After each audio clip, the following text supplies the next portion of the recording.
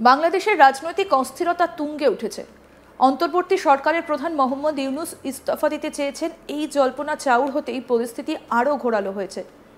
এই পরিস্থিতিতে বাংলাদেশের চট্টগ্রাম বন্দর নিয়ে শোরগোল পড়ে গিয়েছে। ইউনূস সরকার নাকি এই চট্টগ্রাম বন্দর বিদেশিদের হাতে বিক্রি করে দেওয়ার চক্রান্ত করছেন। অডিও বার্তায় এই অভিযোগ করেছেন খোদ বাংলাদেশের প্রধানমন্ত্রী তথা আওয়ামী লীগ নেত্রী শেখ হাসিনা। আসলে যে বিষয়টা নিয়ে চর্চা শুরু হয়েছে তা হলো চট্টগ্রাম বন্দরের নিউমোরিং কন্টেইনার টার্মিনাল বা এনসিটির ব্যবস্থাপনা বিদেশি কোম্পানিকে দেওয়া হতে পারে। হাসিনা ছাড়াও বাংলাদেশের বিভিন্ন সংগঠন এমনকি বিএনপিও সুর চড়িয়েছে চট্টগ্রাম বন্দর বিদেশিদের হাতে তুলে দেওয়া যাবে না। ইতিমধ্যেই এই নিয়ে শ্রমিক বিক্ষোভও হয়েছে। এদিকে এই চট্টগ্রাম বন্দর নিয়ে বিতর্ক শুরু হতেই মুখ খুলেছেন অন্তর্বর্তী সরকারের প্রধান উপদেষ্টা মোহাম্মদ শফিকুল আলম। রবিবার 25শে মে দুপুরে ঢাকার ক্যাপিটাল মার্কেট সাংবাদিক ফোরামে আয়োজিত CMJF টক অনুষ্ঠানে শফিকুল এই বিষয়ে বক্তব্য রাখেন। তিনি বলেন, বিশ্বের সবথেকে বড় বড় কোম্পানিগুলো চট্টগ্রাম বন্দরকে যেন ম্যানেজ করতে পারে, আমরা তা চাইছি। আমরা চট্টগ্রাম বন্দর কাউকে দিচ্ছি না, আমরা চাই টার্মিনালে যেন তারা বিনিয়োগ করেন, ম্যানেজ করেন। ইতিমধ্যে বিদেশি বিনিয়োগকারীদের কাছ থেকে আশ্বাস পেয়েছি, তারা $3 বিলিয়ন বিনিয়োগ করবে। একই সঙ্গে দেশের নির্বাচন 2026-এর 30শে জুনের মধ্যেই হবে বলে আরও একবার আশ্বস্ত করেছেন প্রধান উপদেষ্টার প্রেস সচিব শফিকুল আলম। কি বললেন শুনবো। বেকার জায়গায় এটার দুইটা কারণ আছে। এটা একটা কারণ হচ্ছে আমরা চিটাং পোর্টের আমরা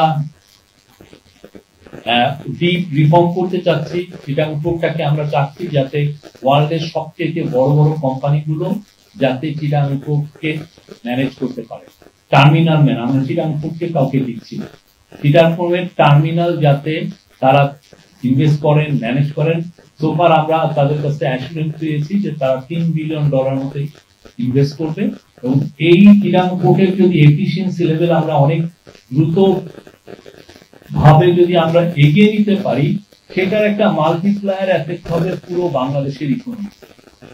পুরো ওয়ার্ল্ডের এখন যে ট্রেডের যে একটা প্রোটেকশনিজম চলছে গ্লোবাল ট্রেডে, সেই জায়গায় আমরা একটা বেনিফিটের জায়গায় আছে। আমরা খুব দ্রুত এটা থেকে বেনিফিট করতে পারি। কিরকম?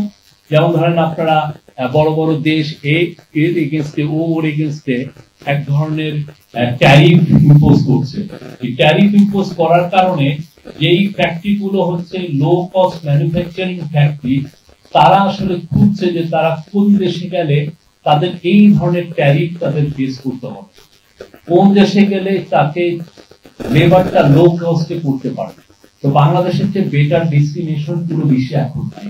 তো সেই আলোকেই আমাদের চিফ অ্যাডভাইজার চাচ্ছিলেন বাংলাদেশকে, এটা একটা গোল্ডেন পিরিয়ড যাচ্ছে, বাংলাদেশকে একটা ম্যানুফ্যাকচারিং হাব তৈরি করা। কিন্তু ম্যানুফ্যাকচারিং হাব তৈরি করার মূল শর্ত হচ্ছে যে আপনি আপনার পোর্টকে এফিসিয়েন্ট করতে হবে, পোর্টের এফিসিয়েন্সি অন্য মাত্রায় নিতে হবে। তো এই অন্য মাত্রায় নেওয়ার টেকনোলজি আমাদের নাই, আমাদের সেই নো হাউটা নাই এবং ওই ম্যানেজমেন্ট স্কিলটাও আমাদের তৈরি হয়নি।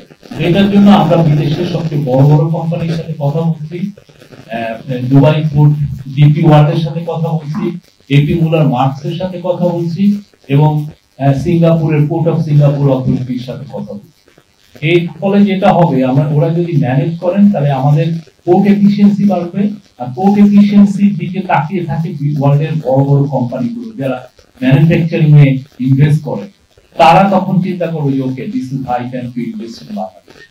আমাদের দেখেন, আমরা শেখ হাসিনার সময় 100টা ইকোনমিক জোন করা হয়েছিল, কিন্তু সবগুলো পড়ে রয়েছে, ভবিষ্যতের বাধা হয়ে গেছে, কেউ আসছে না। আমি জায়গা অ্যাকোয়ার করে রেখে দিয়েছি, এত কস্ট দিয়ে এত টাকা দিয়ে আমরা জায়গা অ্যাকোয়ার করে রেখে দিয়েছি, কিন্তু দেখা যাচ্ছে ইনভেস্টররা আসতেছে না। এই ইনভেস্টররা না আসার মূল কারণ হচ্ছে আমার পোর্ট এফিসিয়েন্সি নাই। আমার এখান থেকে সে দ্রুত একটা জিনিস বানিয়ে বিদেশি নেওয়ার মতো তার সে মনে করে আমরা এখনো সেই লজিস্টিক্যাল চ্যালেঞ্জটা মিট করার মতো পর্যায়ে যাইনি। এটা আমাদের দেখতে হবে। আর এইটা যদি আমরা করতে পারি, মানে এফডিআই আমরা যদি ঠিক করতে পারি, প্রচুর আনতে পারি, আর ওভারঅল যদি আমাদের ম্যাক্রো ইকোনমি যদি আমাদের ঠিক থাকে, তাহলে আমরা মনে করছি যে বাংলাদেশে এটার ইম্প্যাক্ট যে ক্যাপিটাল মার্কেটে। প্রসঙ্গত বলি, এই চট্টগ্রাম বন্দর নিয়ে সম্প্রতি অডিও বার্তায় শেখ হাসিনা বলেছেন, দেশ বিক্রির জন্য নয়, চট্টগ্রাম পোর্টও বিক্রি করতে চায়।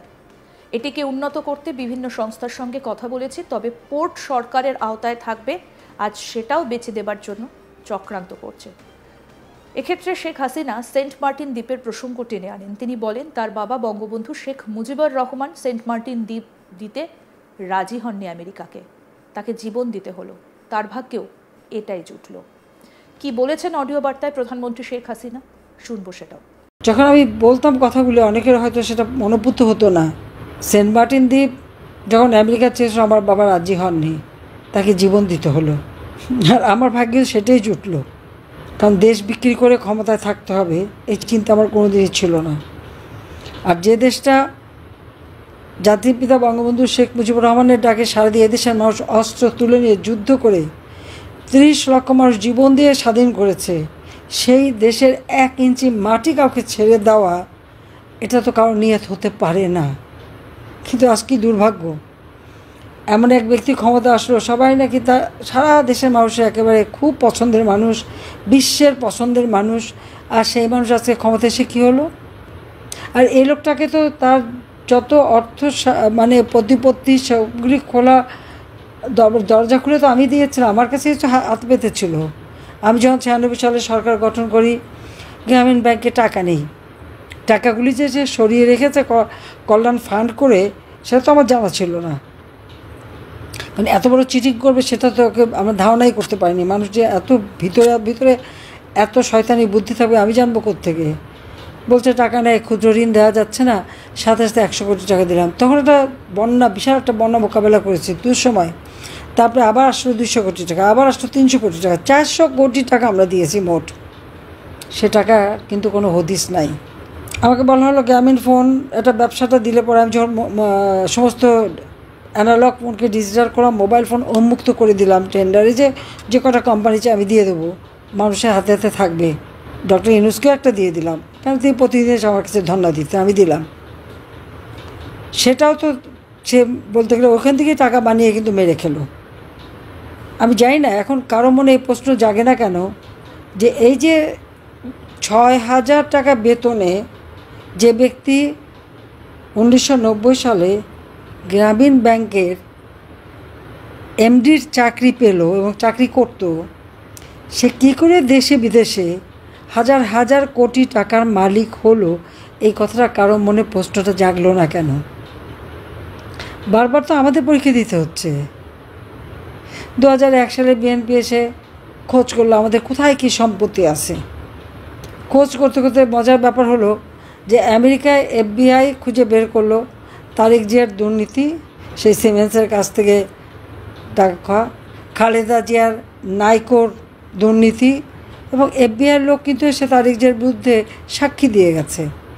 আর নাইকোর কেসে FBI কিন্তু অপেক্ষা করছিল এসে সাক্ষী দেবে। তখন খালেদা জিয়া অসুস্থ দেখে আর কোর্টে যেতে পারে না, বিচার দেরি করতে করতে এখন তো যাক ইউনূস সাহেব এসে সব নিজের যত দুর্নীতির মামলা, 5টা দুর্নীতির মামলা, মানি লন্ডারিং, গ্রামীণ ব্যাংকের টাকা, গ্রামীণ ফোনের টাকা, সব এমনকি শ্রমিকদের টাকা মেরে খেয়ে শ্রমিক আদালতে সাজাপ্রাপ্ত আসামি হচ্ছে ডক্টর ইউনূস। আরও আপডেট পেতে দেখতে থাকুন আজ তাক বাংলা, সাবস্ক্রাইব করুন, নোটিফিকেশন পেতে বেল বাটন অপশন প্রেস করুন, হোয়াটসঅ্যাপেও ফলো করুন আজ তাক বাংলা।